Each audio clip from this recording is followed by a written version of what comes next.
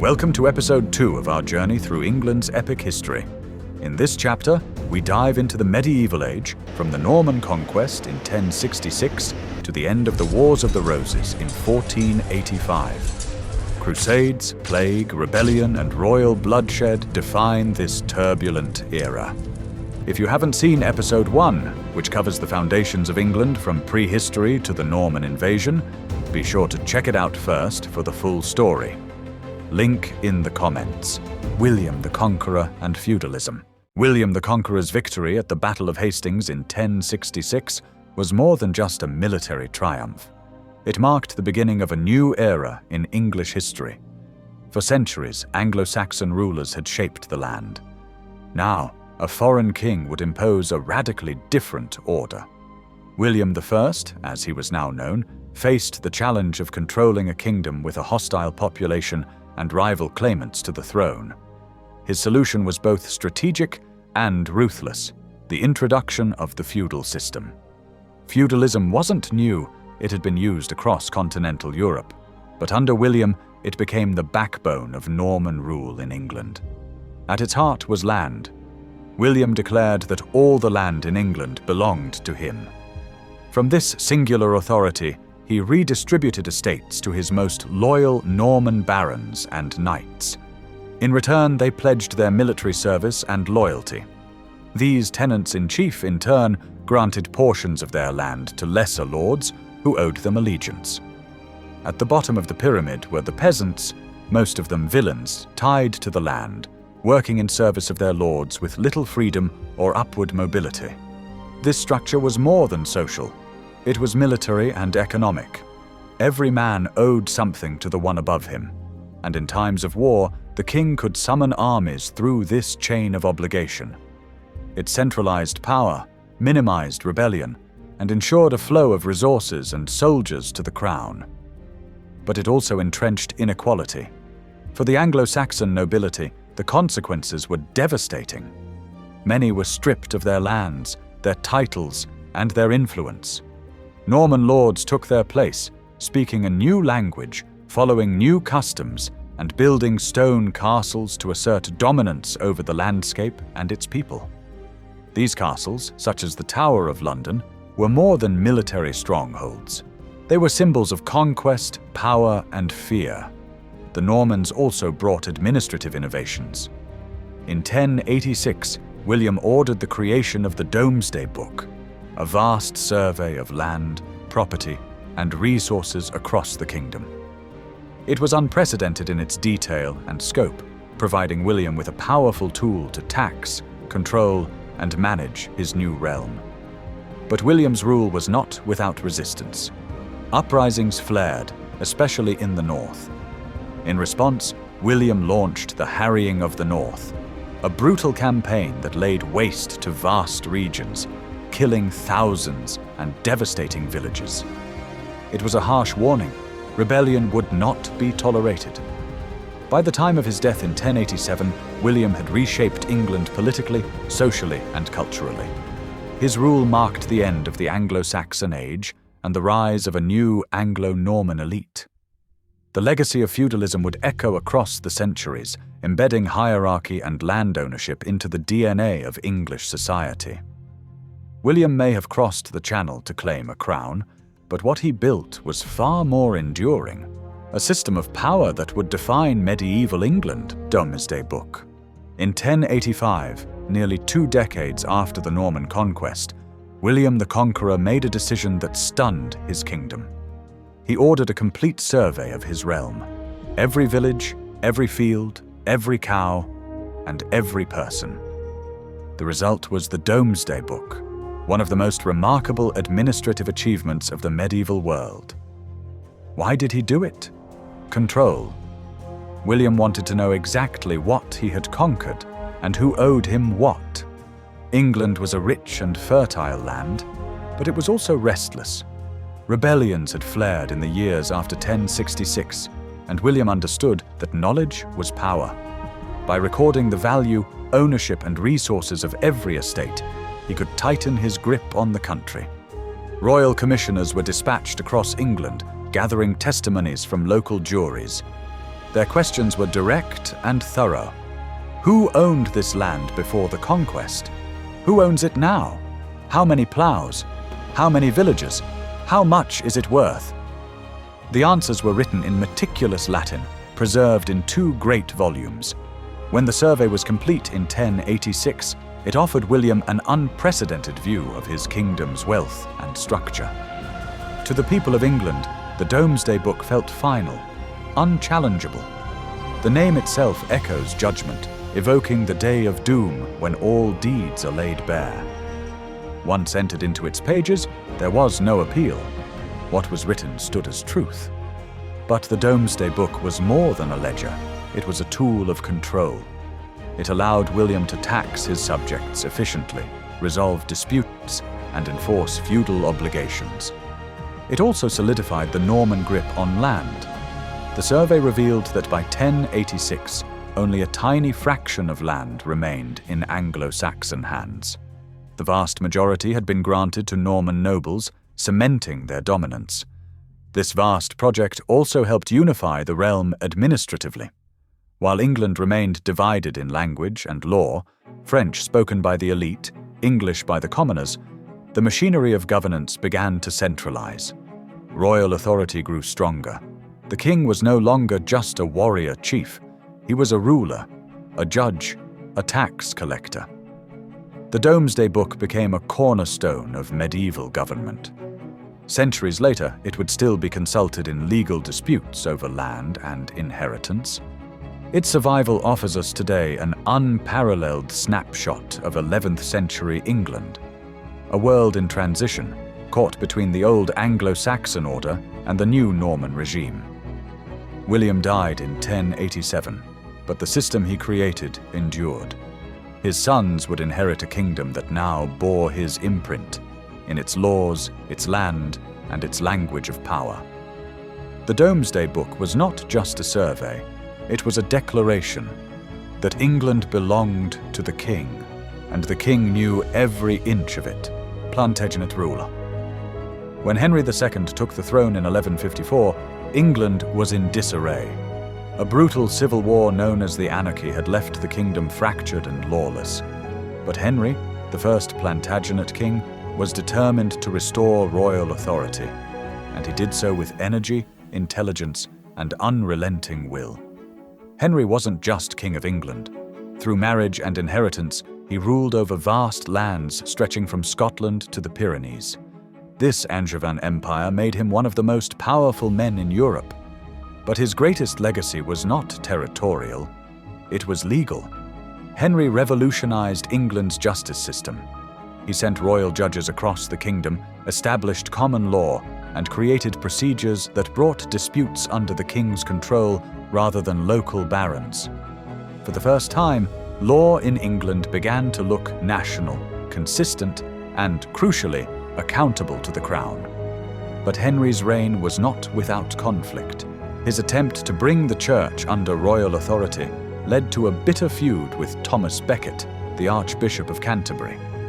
When Becket was murdered in his cathedral by knights allegedly acting on the king's words, public outrage forced Henry to do penance. Yet even in scandal, royal power grew. The balance between crown and church had shifted. Henry's successors inherited both his power and his problems. His son Richard the Lionheart, though famed for his role in the Crusades, spent little time in England. He drained the treasury to fund war abroad and left governance to his ministers.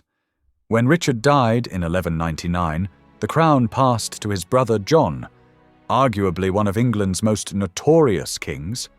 John's reign was marked by failure. He lost nearly all his French territories, quarreled with the Pope, and imposed heavy taxes to fund his military losses. His rule became increasingly autocratic, prompting a rebellion by the barons.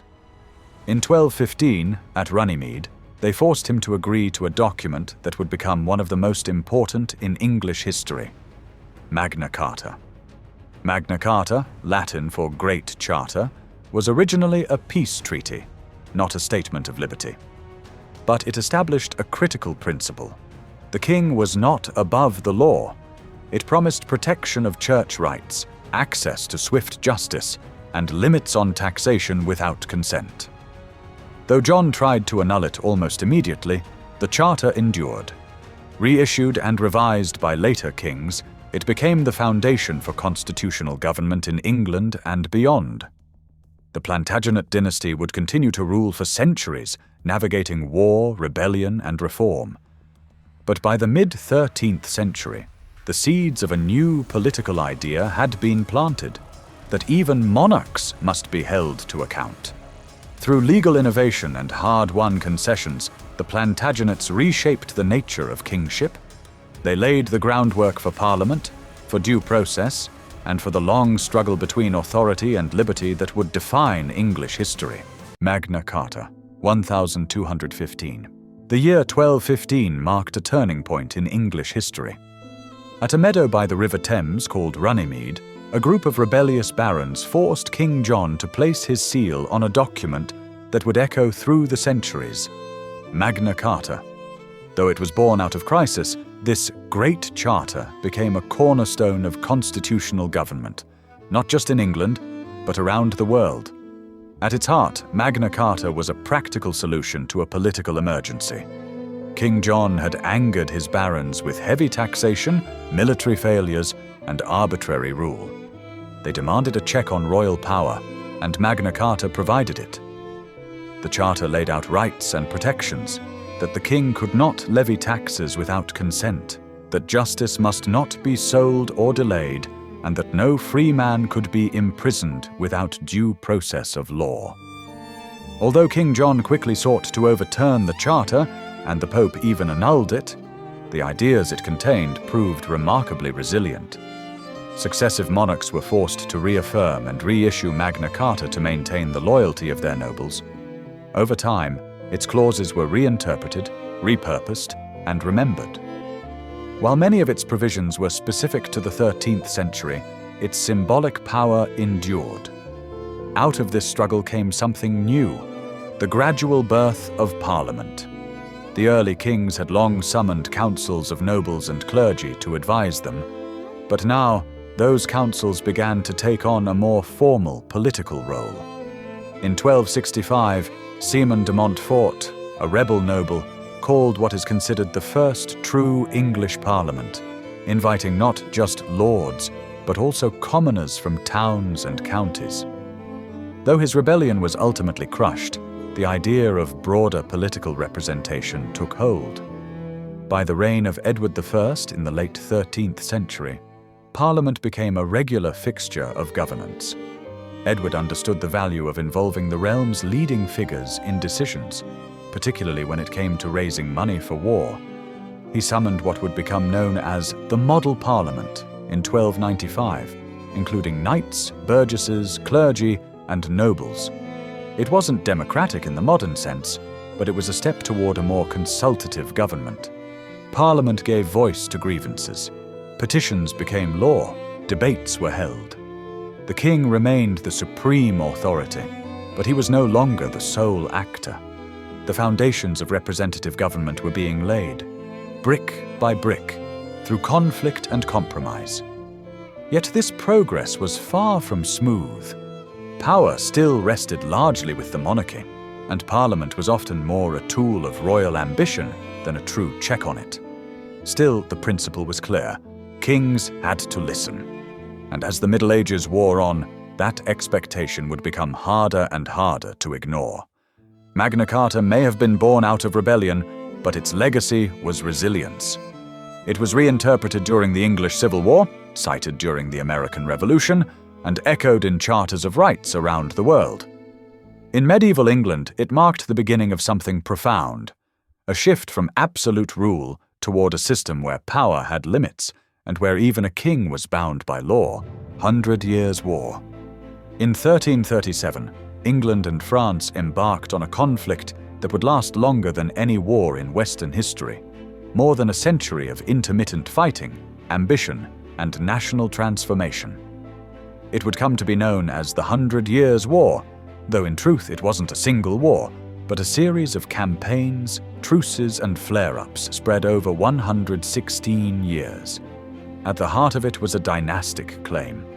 When the French King Charles IV died in 1328 without a male heir, Edward III of England believed he had a rightful claim to the French throne through his mother, a French princess.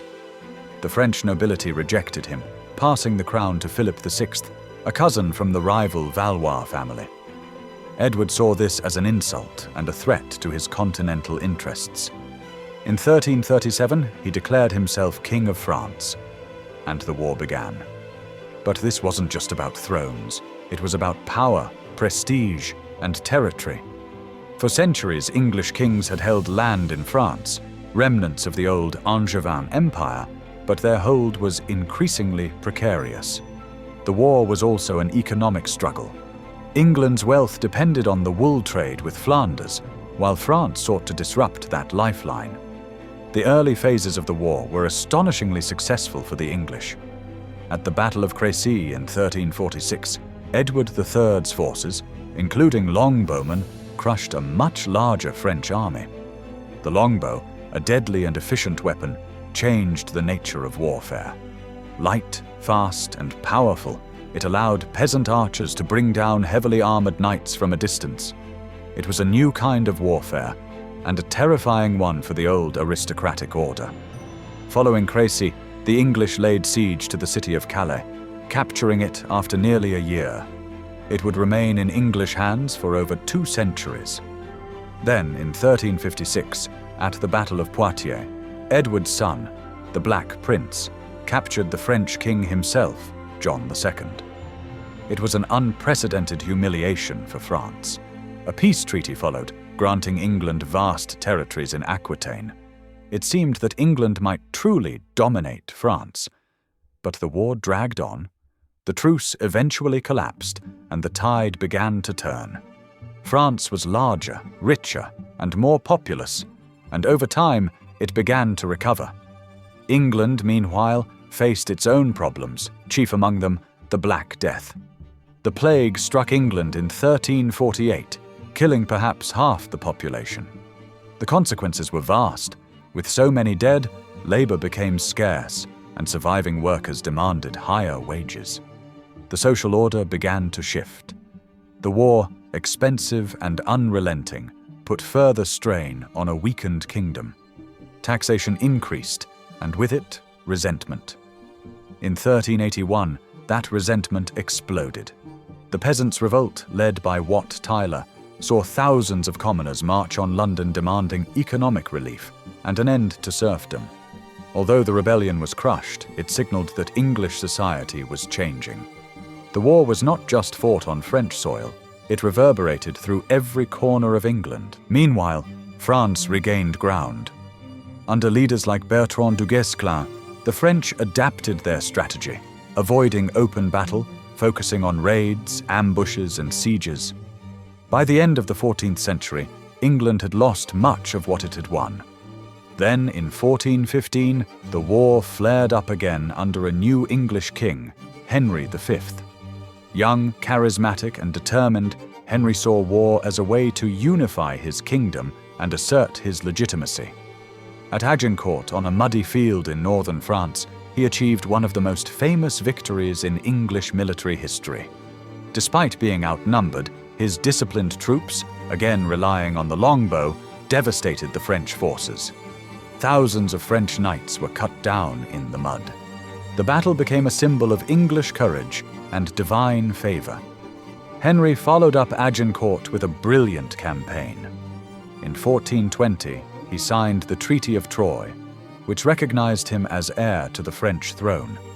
He even married the French king's daughter, Catherine of Valois. It seemed that England might finally achieve its goal. But fate intervened. Henry died suddenly in 1422, aged just 35. His infant son, Henry VI, inherited both crowns, but could not hold them. France found new life in an unlikely hero, a teenage girl named Joan of Arc. Claiming divine guidance, she inspired the French to fight back. Her leadership turned the tide. Though she was eventually captured and burned at the stake by the English, her legacy ignited a national revival. Gradually, the French retook territory, and by 1453, only Calais remained in English hands. The 100 Years' War was over. England was exhausted, financially, politically, and spiritually. The war had failed in its ultimate aim. The English kings never did gain the French crown, but the consequences were far-reaching. The long war had reshaped national identity. England had gone to war as a realm still deeply tied to its French roots. It emerged more insular, more English. The use of English language in law and government increased. Chivalry had faded, replaced by professional armies and gunpowder weapons. And the costs, enormous. The monarchy was weakened, the treasury depleted, and the seeds of internal conflict had been sown. Within a generation, England would fall into a new civil war, the Wars of the Roses, born out of the chaos left by the 100 Years' War.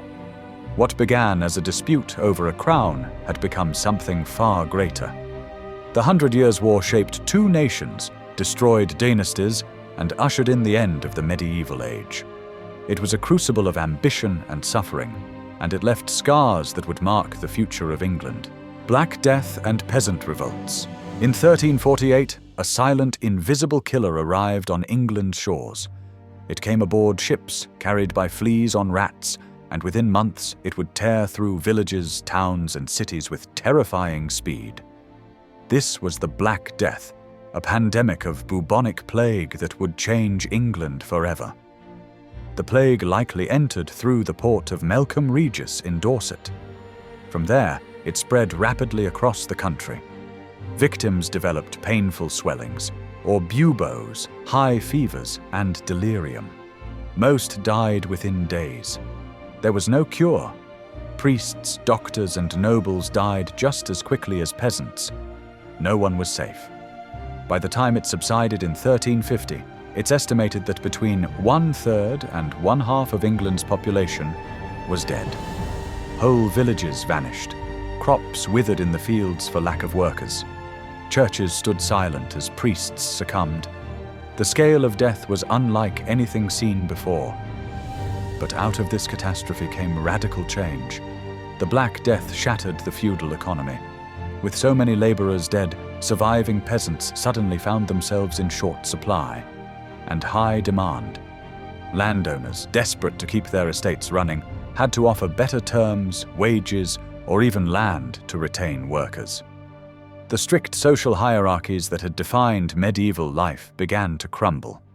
Parliament tried to stop the tide. In 1351, the Statute of Labourers was passed, attempting to freeze wages at pre-plague levels and bind workers to their masters. But enforcement was nearly impossible. Labourers moved where they pleased, bargaining for better pay and conditions. The old order was eroding, and the ruling elite knew it. Religious life, too, was shaken. The church had no answers for the plague. Many of its best clergy died ministering to the sick. Others fled. This crisis of faith left deep scars. Trust in the church weakened. People began to question authority, not just political but spiritual. Heresies and dissenting movements, like the Lollards, gained followers. They called for reform, simpler worship, and a return to the true teachings of Christ. It was a quiet revolution that would echo into the next century. As decades passed, the population slowly recovered, but the world was different. A new generation of peasants grew up knowing their worth. They demanded rights, freedom from serfdom, and fairer treatment. By 1381, these tensions erupted in the Peasants' Revolt.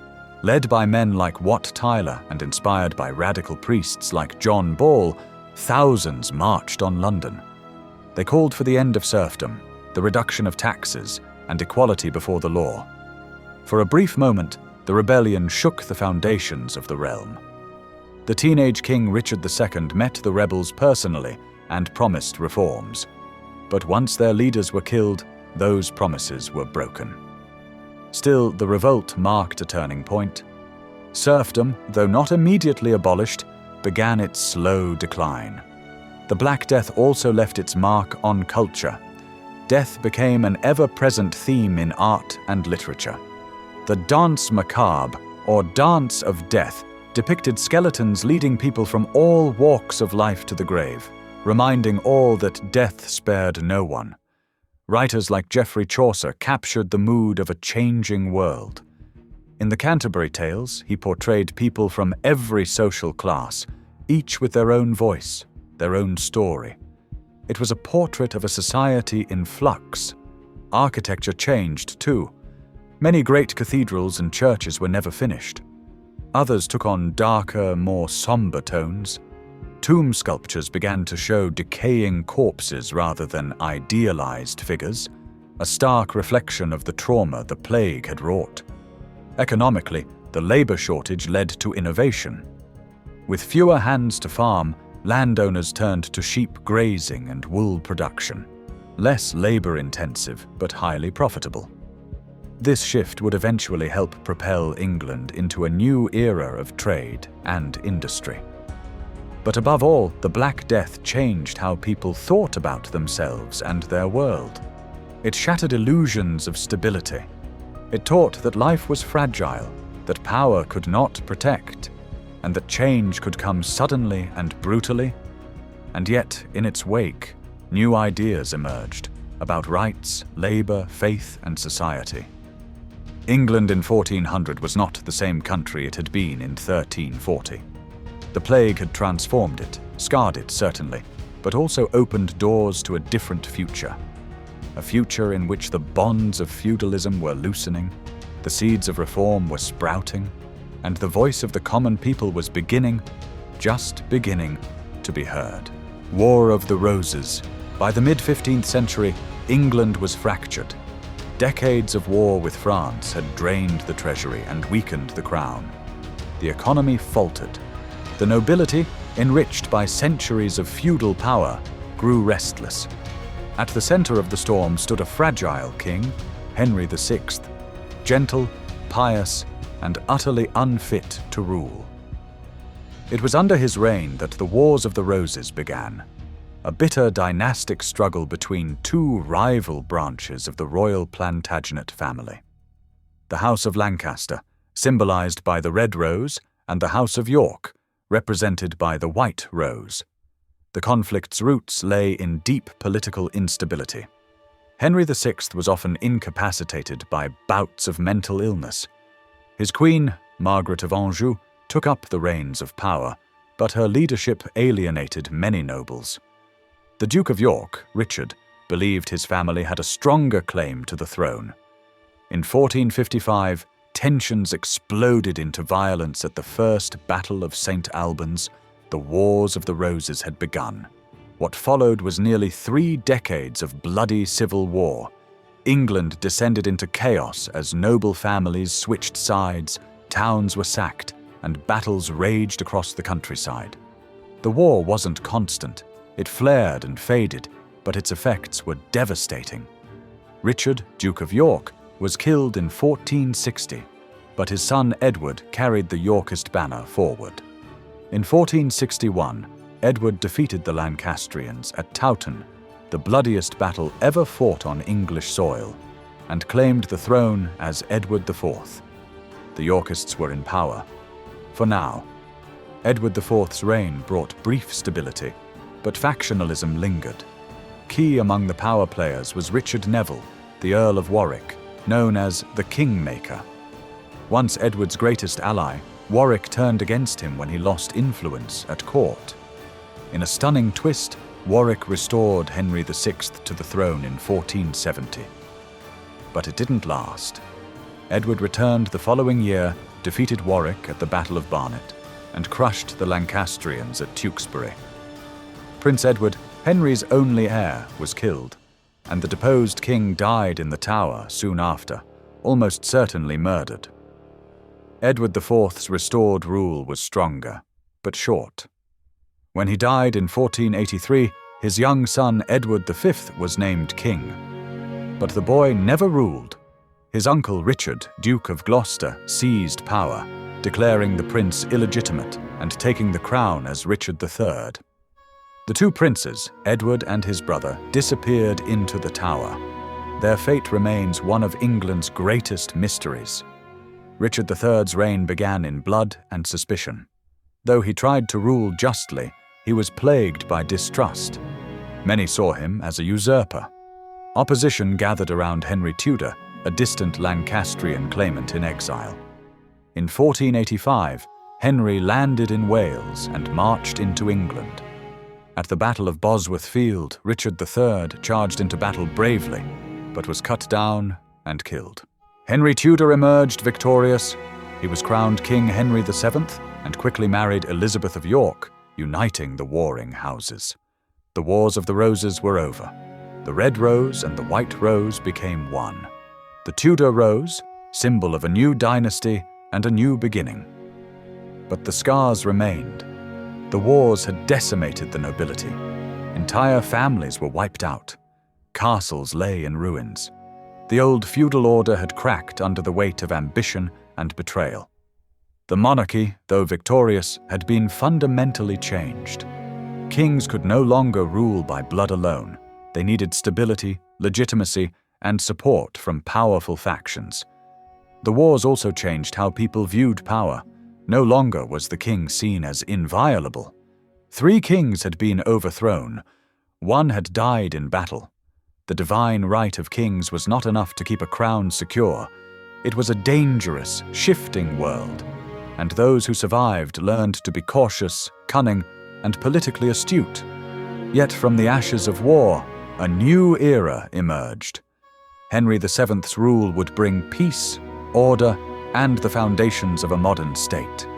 He curbed the power of overmighty nobles, reformed finances, and strengthened royal justice. England, weary from decades of conflict, welcomed the calm. The Wars of the Roses marked the end of medieval England and the dawn of something new. It was an age of castles and crowns, of honor and treachery, of kings and commoners caught in the turning of history's wheel. And as the Tudor sun rose over England, the long medieval night came to a close. If you watched till the end, don't forget to subscribe and stay tuned for our next episode.